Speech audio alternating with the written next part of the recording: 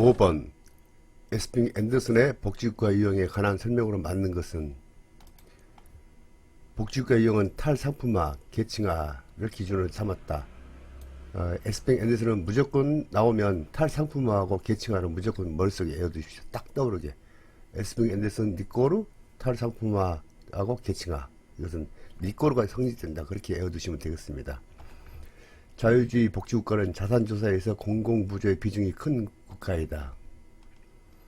이것은 미국을 대상으로 한 이야기 같은데요. 미국에서는 의료보험 제도가 없습니다. 의료보험 제도가 없는데 전부 사보험으로 되어 있는데 특별히 예외조항으로 공공부조 그쪽에서 지원이 가능하죠. 그 다음에 보수주의 국가는 사회보험에 의존하지 않는다.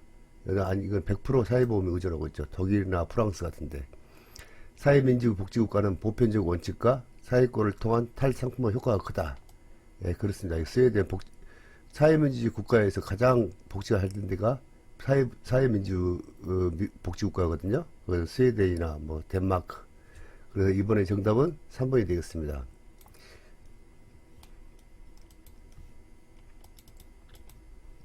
자, 그럼 복지국가 영역에서 한번 살펴볼까요?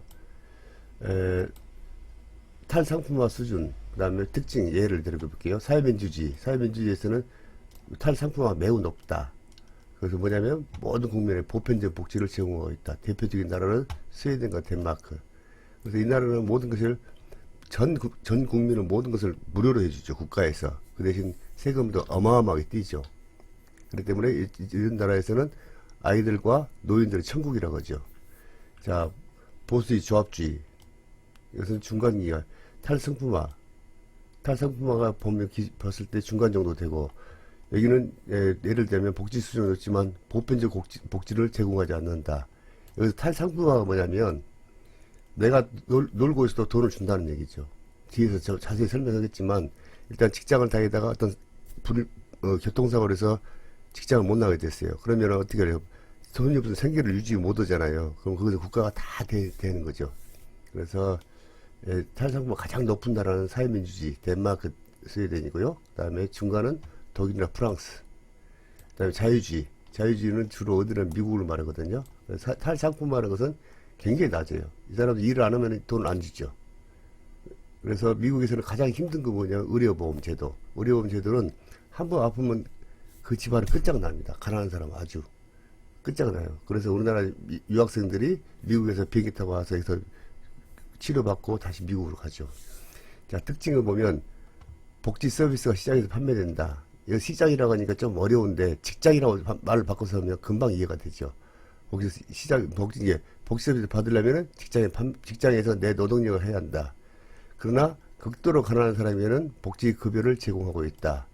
자, 미국이란다. 이건 대표적인 나라거든요. 여기는 의료보험 적용하지 않아요. 자, 자유주의 복지국가는 공공부조 프로그램을 의존하고 미국 같은데 공공부조는 누구냐? 가장 가난한 사람들에게. 네, 보수주의 복지국가는 사회보험, 비스마르크 사회보험 아주 유명하죠. 그 다음에 사회민주주의 복지국은 보편적 모든 국민은 국가에서 관리한다. 네, 그렇게 알고 있으면 되겠습니다. 자, 그래서 또 한번 살펴봅시다. 자, 자유주의 복지국가는 어디냐? 미국이라겠죠. 선별주의, 여기는 미국. 선별주의 원칙, 보편적이라는 거 없어요. 누구든지 잘 사는 사람 잘 살고 못 살고 아주 못 살고 그런 식으로 선별을 하고 있죠. 시장, 이런 국가보다는 개인의 능력, 민간 역할을 강조했죠. 그래서 불평등이 굉장히 심하죠. 잘 사는 사람은 아주 잘 살고 못 사는 사람은 아주 못 살고 그 다음에 낮은 상품화죠. 이게 상품화가 최소한되죠. 그래서 이 사람들은 이러지 않으면 먹지도 마라 그런 거 같습니다. 그래서 높은 계층화, 빈부격차가 너무 심하죠. 자, 보수주의 복지국가 독일, 프랑스 대표적인 것이거든요. 그래서 여기는 왜 사회보험을 하냐? 원래 비스마르크 사회보험 정책이 자기 정권을 유지하기 위해서 당근과 책찍을 줬다는 것이죠. 그 다음에 전통적인 가족 유지, 그래서 보수적이라고 하죠. 가부장적이고 탈상품화의 효과가 한계가 있다. 중간 정도 되겠죠. 사회민주주의 복지국가, 여기 스웨덴이고 덴마크, 그 다음에 보편주의, 모든 국가에서 알아서 해준다. 사회적 권리로서 복지를 제공한다. 시장의 영향력을 최소화한다. 일반 시장에 들어올 수가 없죠. 국가가 다 알아서 했기 때문에.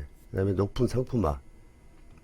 그 다음에 탈상품화 효과가 최고로 높다. 그다음 낮은 계층화, 그 빈부격차, 계층 간의 갈등이 너무 아주 최소화되죠. 그래서 여기들은 아주 평화로운 나라가 되지 않을까 싶습니다. 자, 그럼 더 구체적으로 한번 살펴볼까요? 자, 에스핑 앤더슨 복지국가 모형은 복지국가의 가장 유명한 대표적인 모형이다. 에스핑 앤더슨 항상 뭘 떠오르라 그러죠? 탈상품화하고 계층화. 내가 탈상품화라고 했지만은 우리가 직장에 가지 않아도 국가가 돈을 주는 것. 그 탈상품화하고 계층화는 분부계층화 너무 갈등이 너무 심한 거. 계층이 딱 구별되어 있죠. 계층화를 기준으로 복지국가 유형을 세 가지로 나눴다. 그래서 자유주의 복지국가, 미국, 그다음에 보수주의 복지국가, 독일, 프랑스, 사회민주주의 복지국가, 여기는 스웨덴하고 덴마크로 구분하였다. 세 개 유형을 세 개로 구분했다. 그러니까 SP 앤더슨 딱 떠오르면 탈상품화하고 계층화를 딱 떠오르시면 되겠습니다. 자, 그럼 탈상품화가 뭐냐? 탈상품은 근로자 자신이 노동력, 상품, 상품, 시장이죠. 상품을, 노동이죠. 이것은 직장이야, 노동. 그 다음에 시장이 내다 팔잖아. 이건 직장. 말을 바꿔서 하면 금방 이해가 돼요. 상품은 이건 아니고, 이것은 이제 직장이 아니고요. 노동력이죠. 상품. 나의 노동력을 시장이가 직장이거든요. 내다 팔지 않고도 할 수 있는 정도를 말한다. 즉, 자신이 노동시장에서, 직장에서 일할 수 없을 때 국가가 급여를 제공해 주는 것을 의미한다. 이에, 인간의 복지는 임금이라는 화폐적 관계에서 의존하게 됐다. 그래서 모든 것을 돈으로 환산해 버린 거죠. 그래서 사람들이 질병, 노령, 실업 등의 사회적 위험 때문에 소득이 사라지면 자기와 가족이 생기기 어려워진다. 이걸 예방하겠죠. 탈상품화는 이러한 위험을 대처하기 위해서 복지국가의 대응법이다. 탈상품화가 가장 높은 나라일수록 복지선진국이다. 탈상품화가 가장 낮은 데가 자유주의, 그 다음에 조합주의, 사회민주주의 이런 순서로 높아지고 있죠. 이게 복지국가죠. 여기는 복지국가라 할 수 없죠. 자, 계층화는 계급과 신분의 근본적인 차이를 말한다.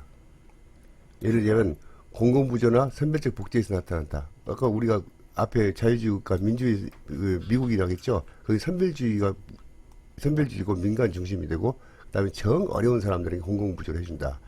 수급자에 대한 낙인을 유발하면 사회계층의 수급자와 비수급자를 이원화시키게 된다. 이게 낙인 찍혀진 거죠. 에스핑은 복지국가의 사회정책이 계층에 영향을 미친다는 데 주목하였다. 그러니까 복지국가에서는 사회 낙인을 찍힌다. 그렇게 그것에 대해 주목을 하고 있습니다.